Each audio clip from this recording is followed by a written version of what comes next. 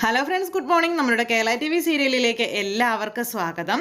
അങ്ങനെ നന്ദ ചെന്ന് അവിടെ നിന്ന് കുറേ സത്യങ്ങളൊക്കെ കണ്ടുപിടിച്ചുകൊണ്ടാണ് വന്നിരിക്കുന്നത്.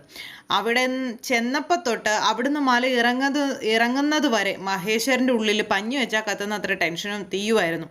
ഈ സമയത്താണെന്നുണ്ടെങ്കിൽ പിങ്കിക്കും അതുപോലെ മോഹിനിയും കൂടി ചേർന്ന് നന്ദയെ മോശക്കാരിയാക്കി ചിത്രീകരിച്ച് ഗൗതത്തിൻ്റെ മുന്നിൽ കുറ്റപ്പെടുത്തണം എന്നുള്ള ഒരു ഇതിൽ തന്നെ അങ്ങനെ ഇരിക്കുക.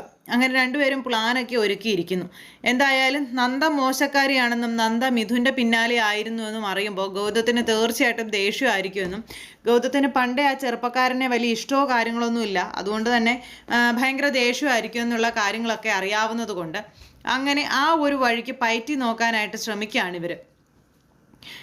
എന്നിട്ട് ആ ഒരു തീരുമാനം എടുത്തങ്ങനെ അവിടെ നിൽക്കുന്നു. ഈ സമയത്താണെന്നുണ്ടെങ്കിൽ പിന്നീട് അവരെല്ലാവരും കൂടെ ഫുഡ് കഴിക്കാനിരിക്കുക, അതായത് നമ്മുടെ മഹേശ്വരൻ്റെ കൂടെ. അപ്പം മഹേശ്വരൻ്റെ കൂടെ ഫുഡ് കഴിക്കാനിരുന്ന സമയത്ത് അവിടുത്തെ എസ്റ്റേറ്റിലെ കാര്യങ്ങളും ഇതെല്ലാം ഇവർ തമ്മിൽ സംസാരിച്ചു. അപ്പോൾ എസ്റ്റേറ്റിലെ കാര്യങ്ങളെല്ലാം സംസാരിച്ചപ്പോൾ നന്ദയും കൂടെയുണ്ട്. ഇവരെല്ലാവരും കൂടെ ഒറ്റക്കെട്ടായിട്ട് നിന്ന് നന്ദയ്ക്കെതിരെ നിന്ന് സംസാരിക്കാനായിട്ട് ശ്രമിക്കുക. അപ്പോൾ ഈ നന്ദ അതിലിതിലൊക്കെ പോയി എന്തെങ്കിലുമൊക്കെ കണ്ടുപിടിച്ചിട്ടുണ്ടാകും എന്നുള്ളൊരു തോന്നൽ ഈ മഹേശ്വരന് വന്നത് കൊണ്ട് തന്നെ മഹേശ്വരൻ എങ്ങനെയെങ്കിലും നന്ദയെ ഇടിച്ച് താഴ്ത്തണം എന്ന് ചിന്തിക്കുന്ന രീതിയിലേക്ക് കാര്യങ്ങൾ വരുന്നു. അങ്ങനെ ഇവർ കഴിച്ചുകൊണ്ടിരിക്കുന്ന സമയത്ത് അവിടെ വെച്ച് നന്ദ കാട്ടിക്കൂട്ടിയ ആ ഒരു കാര്യങ്ങളൊക്കെ പറയുന്നു. അപ്പോൾ ലക്ഷ്മി അവിടെ ഇരുന്ന് നന്ദയ്ക്ക് സപ്പോർട്ടായിട്ടാണ് സംസാരിക്കുന്നത്. ഇവിടെ നിന്ന് അങ്ങ് എസ്റ്റേറ്റിലേക്ക് പോയ സമയത്ത് എന്തോ വലിയ കാര്യങ്ങളൊക്കെ ചെയ്യാനായിട്ടാണ് എല്ലാവരും കൂടെ പോയത്. എന്നിട്ട് എന്തെങ്കിലും വലിയ കാര്യങ്ങളൊക്കെ ചെയ്യാൻ പറ്റിയോ എന്നൊക്കെ ഇങ്ങനെ ചോദിക്കും അയാൾ. പിന്നെ അവിടെ ചെന്നിട്ട് ആർക്കും ഒന്നും ചെയ്യാൻ പറ്റിയില്ല, സമയം കിട്ടിയവർ ഓരോ കാര്യങ്ങളൊക്കെ ചെയ്തെന്ന് പറഞ്ഞു. അപ്പം മഹേശ്വരേട്ടന് എന്നാ ഈ പറയുന്നേ എന്ന് നമ്മുടെ ലക്ഷ്മി ചോദിച്ചേ. അത് കേട്ടപ്പോൾ പുള്ളിക്കാരൻ അങ്ങ് കയറി പറയണു, അവിടെ എന്താ സംഭവിച്ചത്? നീയും കണ്ടതല്ലേ ലക്ഷ്മി, നിന്റെ കൺമുന്നിലൂടെയല്ലേ അതൊക്കെ സംഭവിച്ചത്. എന്ത് സംഭവിച്ചെന്നാ നിങ്ങളീ പറയുന്നേ?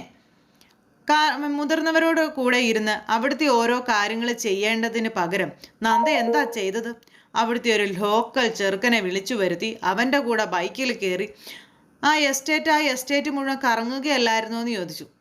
അത് കേട്ടപ്പോഴത്തേക്ക് നന്ദ ഞെട്ടി. കാരണം നന്ദയ്ക്കെതിരെയാണ് ആയുധം വരുന്നതെന്ന് നന്ദയ്ക്ക് മനസ്സിലായി. അപ്പോഴേക്കും മോഹിനിയും പിങ്കിയും അവിടെ ഇരുന്ന് ചിരിക്കാനായിട്ട് അങ്ങ് തുടങ്ങി. അങ്ങനെ ചിരിച്ചുകൊണ്ട് അങ്ങനെ ഇരിക്കുക. അപ്പോൾ ഇത് കേട്ട് നമ്മുടെ ലക്ഷ്മിക്കും ചിരി വന്നു. ഇത് എന്തൊക്കെയാ മഹേശ്വരേട്ടാ ഈ പറയുന്നേ? നന്ദമോൾ ആരുടെ കൂടെ എങ്ങോട്ട് പോയെന്നായി പറയുന്നേ? ഒരു തവണ ആ മിഥുൻ്റെ കൂടെ പോയതാണോ? എന്താണേലും മിഥുനും നന്ദമോളും ഒരേ കോളേജിൽ ഒരേ ഇതിൽ പഠിക്കുന്ന കുട്ടികളല്ലേ. അവരെന്തെങ്കിലും ഒരു ആവശ്യത്തിന് നന്ദമോൾ ചിലപ്പോൾ വിളിച്ചതായിട്ടുണ്ടായിരിക്കാം. അങ്ങനെ ആ കൊച്ചു വന്ന് ഇവരെ മോളെ കൂട്ടിക്കൊണ്ട് പോയതായിരിക്കും. അതിനിങ്ങനെയൊക്കെ പറയണമെന്ന് ചോദിച്ചു. അതിന് നിന്നോട് കള്ളം പറഞ്ഞിട്ട്, പനിയാണെന്ന് കള്ളം പറഞ്ഞിട്ട് എന്തിനാ നന്ദ അവൻ്റെ കൂടെ പോയത് എന്ന് നേരത്തേക്ക് ഇവരെടുത്തിടുക.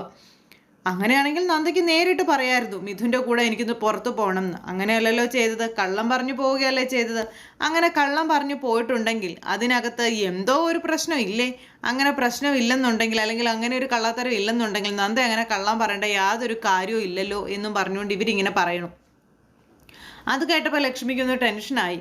അപ്പം ഇതെങ്ങാനും ഗൗതം അറിഞ്ഞാലുണ്ടാകുന്ന ഭവിഷ്യത്ത് എന്താണെന്ന് അറിയാമോ എന്നൊക്കെ ചോദിച്ചുകൊണ്ടായി ഡയലോഗുകളും കാര്യങ്ങളും.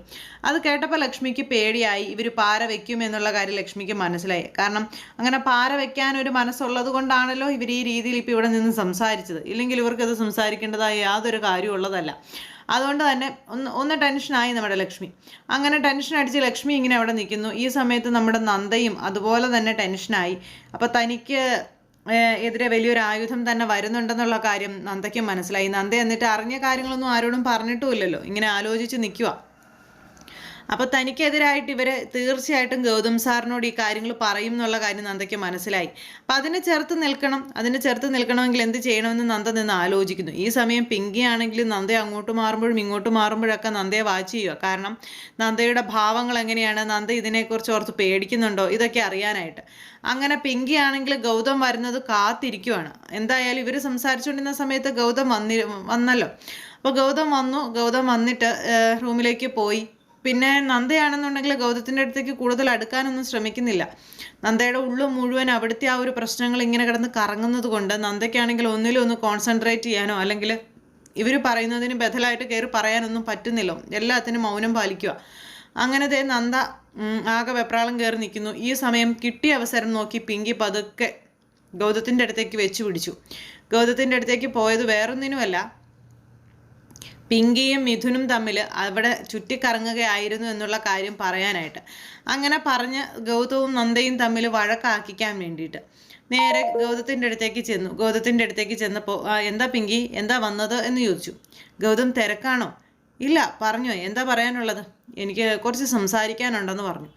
പറഞ്ഞോടോ, തനിക്ക് എന്താ പറയാനുള്ളതെന്ന് പറഞ്ഞോളാൻ പറഞ്ഞു. അത് പിന്നെ ഗൗതം, ഞങ്ങൾ എസ്റ്റേറ്റിലേക്ക് പോയപ്പോൾ ഗൗതത്തിനെ വേദനിപ്പിക്കുന്ന രീതിയിൽ ചില കാര്യങ്ങളൊക്കെ അവിടെ നിന്ന് നടന്നെന്ന് പറഞ്ഞു. എന്ത് കാര്യങ്ങൾ? അല്ല, അവിടെ എന്തെങ്കിലും കാര്യം നടന്നാൽ അത് എനിക്കെങ്ങനെ വേദന ഉണ്ടാക്കുന്നതെന്ന് ഗൗതം അന്നേരം ചോദിച്ചു. നന്ദ എന്തെങ്കിലും ഒരു തെറ്റ് ചെയ്താൽ അത് ഗൗതത്തിന് വേദന ഉണ്ടാക്കുന്ന കാര്യമല്ലേ എന്ന് ചോദിക്കാം പിങ്കി. നന്ദ എന്താ അവിടെ ചെന്നിട്ട് ചെയ്തത്? നന്ദ അവിടെ ചെന്നിട്ട് ഞങ്ങളോട് ആരോടും കൂടുതൽ അറ്റാച്ച്മെൻറ്റോ കാര്യങ്ങളോ ഒന്നും ഉണ്ടായിരുന്നില്ല. വീട്ടിലിരിക്കാൻ പോലും നന്ദയ്ക്ക് സമയം ഉണ്ടായിരുന്നില്ല. അന്ന് ഡാൻസ് കളിക്കാൻ കൂടെ ഉണ്ടായിരുന്ന ആ മിഥുൻ എന്ന് പറയുന്ന ചെറുപ്പക്കാരനുണ്ടല്ലോ, ആ ചെറുപ്പക്കാരൻ്റെ വീട് അവിടെയാണ്. ആ ചെറുപ്പക്കാരനെ വിളിച്ചു വരുത്തി അയാളുടെ കൂടെ ബൈക്കിൽ അവിടെ മുഴുവൻ ചുറ്റിക്കറങ്ങലായിരുന്നു നന്ദയുടെ മെയിൻ ഹോബി എന്നും പറഞ്ഞുകൊണ്ട് ഇങ്ങനെ പറഞ്ഞു. അപ്പോൾ അത് കേട്ട് കഴിഞ്ഞപ്പോൾ ഗൗതം ഇങ്ങനെ അത് കേട്ട് വിശ്വസിച്ചു എന്നുള്ള രീതിയിൽ ഇങ്ങനെ നിൽക്കുക കേട്ടോ. അപ്പോൾ പിങ്കിക്ക് സന്തോഷമായി. ഗൗതം ഇത് വിശ്വസിച്ചു, നന്ദയ്ക്ക് പണി വരുന്നുണ്ട് എന്നിങ്ങനെ ആലോചിച്ച് ഇങ്ങനെ ഇച്ചിരി കൂട്ടി കയറ്റി പറഞ്ഞുകൊണ്ടിരിക്കുക. അപ്പോഴേക്കും നമ്മുടെ ഗൗതം, അങ്ങനെയൊക്കെ സംഭവിച്ചല്ലേ?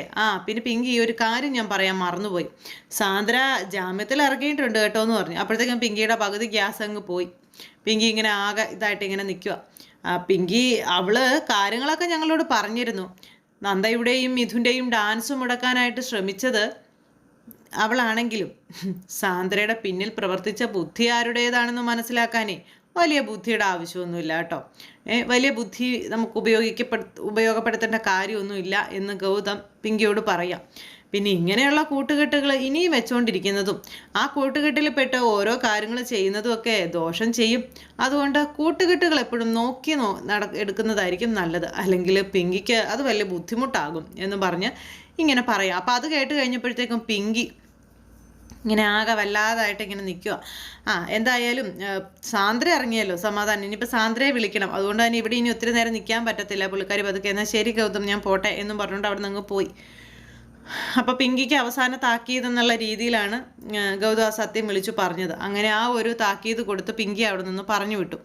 പിങ്കിയോട് അത് പറഞ്ഞിട്ട് പോയെങ്കിലും നന്ദ എന്തിനു വേണ്ടിയിട്ട് അവിടെ ചെന്നിട്ട് മിഥുനുമായിട്ട് അതിലെല്ലാം കറങ്ങി നടന്നു എന്നുള്ളത് അറിയാഞ്ഞിട്ട് നമ്മുടെ ഗൗതത്തിനൊരു ടെൻഷനായി. ഗൗതം എന്നിട്ട് ഇങ്ങനെ അതിനെപ്പറ്റി ഇങ്ങനെ ആലോചിക്കുക, എന്തിനു വേണ്ടിയിട്ടായിരിക്കും നന്ദ ഇങ്ങനെ മിഥുനെ കൂട്ടുപിടിച്ച് അതിലെല്ലാം ഓടി നടന്നത്. അപ്പം അത് നന്ദയോട് തന്നെ ചോദിച്ചാലല്ലേ കാര്യങ്ങൾ വ്യക്തമായിട്ട് അറിയാൻ കഴിയുകയുള്ളൂ.